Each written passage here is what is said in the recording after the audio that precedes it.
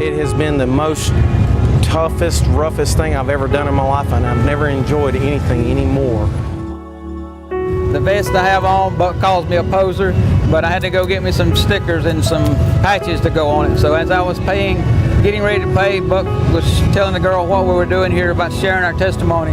And she said, I'd love to hear a story. And so I got the opportunity to share my testimony with a girl that was selling me patches. And at the cash register, she prayed to accept Christ. And today, she has eternal salvation forever.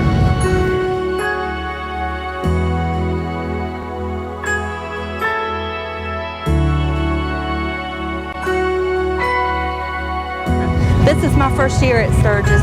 I really didn't know what to expect, and the first day I was terrified, let me just tell you. I felt so unworthy. I felt like what I had to say wasn't that important, but you know what? It is important, what Jesus has done in my life and what He can do for others. And I know that I've got to further the kingdom of God. I've got to do something.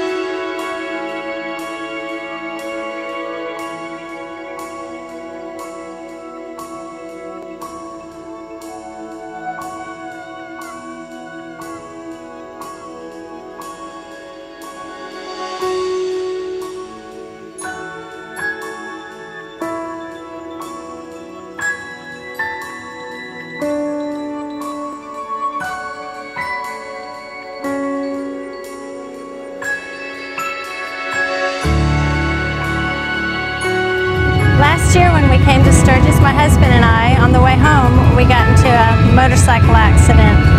We both had helmets on, we both had Joe Rocket jackets on, and I was his passenger.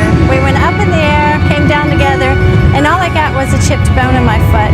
But he did not survive the accident. He lived for an hour and a half afterwards, and that just tells me that God was ready to call him home, but He's ready for me to stay here and do work for Him. So I'm back here again in Sturgis to share my story.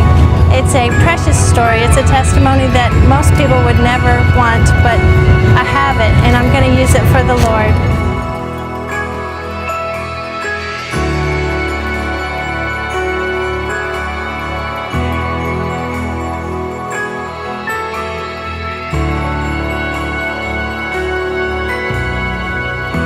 We unison prayed the sinner's prayer, and all four of these rough and tough guys accepted Christ. So the Spirit of the Lord is working. This is nothing I could ever imagine or I could ever do.